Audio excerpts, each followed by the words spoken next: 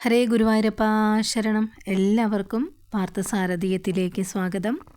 ഭഗവത് കഥകൾ കേട്ട് മതിയാവാതെ ബഹുലാശ മഹാരാജാവ് നാരദ മുനിയോട് പിന്നെയും പിന്നെയും ചോദിക്കുന്നു. ദേവർഷി, പരിപൂർണതമനായ ശ്രീകൃഷ്ണ ഭഗവാൻ അമ്പാടിയിൽ അവതരിച്ചുവല്ലോ.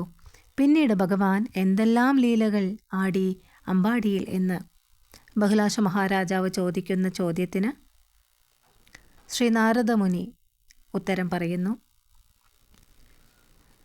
രാജാവിൻ്റെ ആ ആഗ്രഹം നിറവേറ്റുവാനായി, രാജാവിൻ്റെ ആ ആഗ്രഹം പരമധന്യമാക്കുവാനായി നാരദമുനി പറയുന്ന ശ്രീകൃഷ്ണ ഭഗവാന്റെ ലീലകളെക്കുറിച്ചും രാധികാജന്മ വർണ്ണനത്തെക്കുറിച്ചും. ശ്രീകൃഷ്ണ ഭക്തനായ നിമി ചക്രവർത്തിയുടെ കുലത്തിലാണ് ബഹുലാശ മഹാരാജാവും ജനിച്ചത്. അപ്പോൾ രാധാജന്മ വൃത്താന്തം രാജാവിനെ കേൾപ്പിക്കുന്നതിൽ അത്യധികം സന്തോഷമായി നാരദമുനിക്ക്.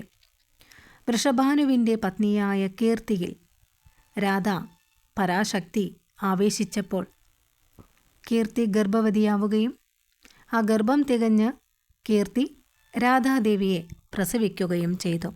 അതിമനോഹരിയായ പുത്രിയുടെ മുഖം കണ്ട് വൃഷഭാനുവും കീർത്തിയും ആനന്ദിച്ചു കൊണ്ടിരിക്കുന്ന സമയം വൃഷഭാനു 2 ലക്ഷം പശുക്കളെ ആ സമയത്ത് ബ്രാഹ്മണർക്ക് ദാനം ചെയ്തു. പരാശക്തിയായ രാധാദേവി തൻ്റെ പുത്രിയായി ജനിക്കുവാൻ വൃഷഭാനു മഹാരാജാവ് ആർജിച്ച ആ ഒരു പുണ്യാതിരേകം അങ്ങ് കേൾക്കൂ. മുൻജന്മത്തിൽ നൃഗപുത്രനായ സുചന്ദ്രൻ എന്ന ചക്രവർത്തിയായിരുന്നു വൃഷഭാനു. പിതൃക്കളുടെ മാനസപുത്രിയായ കലാവതിയെയാണ് വിഷ്ണുവാംശമായ സുചന്ദ്രൻ വിവാഹം ചെയ്തത്. മറ്റ് 2 പുത്രിമാരിൽ മേനകയെ ഹിമവാനും രത്നമാലയെ ജനക മഹാരാജാവുമാണ് വിവാഹം ചെയ്തത്. രത്നമാലയിൽ സീതയും മേനകയിൽ പാർവതിയും ജനിച്ചുവെന്നത് പുരാണ പ്രസിദ്ധമാണല്ലോ.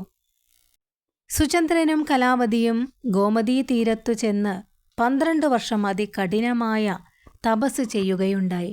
ഒടുവിൽ ബ്രഹ്മദേവൻ പ്രത്യക്ഷപ്പെട്ട് അവരുടെ ആ ഒരു ഇംഗിതം ആരായുകയും സുചന്ദ്രൻ മോക്ഷത്തിനു വേണ്ടി അപേക്ഷിക്കുകയും ചെയ്തു.